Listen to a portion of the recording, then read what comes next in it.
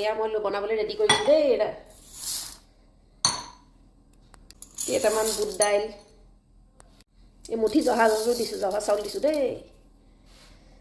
পাচলিখিনি ৰেডি কৰোঁ মানে পানীত অলপ তিয়াই থওঁ এইখিনি কাটি ৰেডি দেই এতিয়া চাউল দাইলখিনি ধুই লওঁ এইখিনি পানী গৰম হৈ গ'ল বুজিছানে এতিয়া এইখিনি দি দিওঁ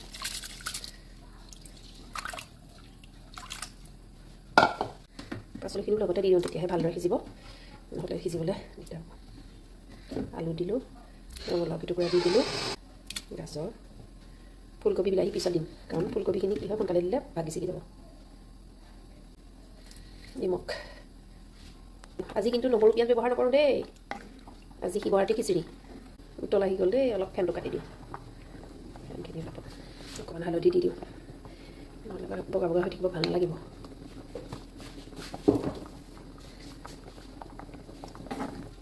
মটৰখিনি দি দিওঁ মটৰবোৰ আজিকালি অকণ বুঢ়া হৈছে নিসিজিব নহ'লে দেৰি হ'লে আধা সিজা হৈ গ'ল দেই বিলাহীখিনি দিব পৰা হৈ গ'ল বিলাহীখিনি এতিয়া দি দিওঁ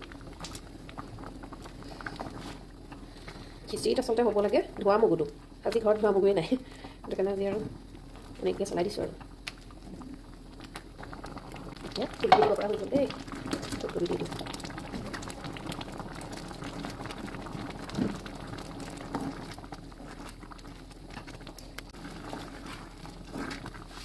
অলপ সিজিবলৈ বাকী আছে পানীটো কমি আছে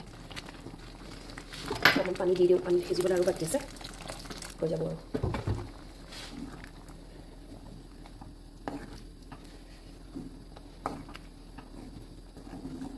মোৰ খিচিৰি ৰেডি দেই এতিয়াহে তেলটো মাৰিম কেনেকৈ চাব ফুলকবিখিনি দেখিছেনে কিমান গোটা গোটা হৈ আছে ভাগি ছিগি যোৱা নাই আচলতে দেৰিকৈ দিব লাগে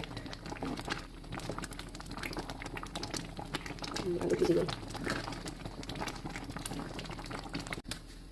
গৰু ঘিউ দিছোঁ দেই তেল নাই দিয়া পাঁচফোৰণ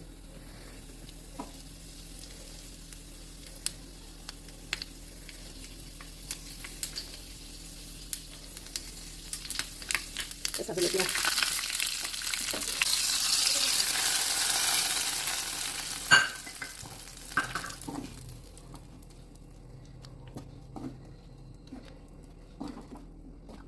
খাওঁ লাগিছেনে বাৰু জনাব দেই আপোনালোকে এতিয়া একেবাৰে শেষত ধনিয়া কেইটামান ছটিয়াই দিলোঁ গৰম গৰম এতিয়া খোৱাহে কথা দেই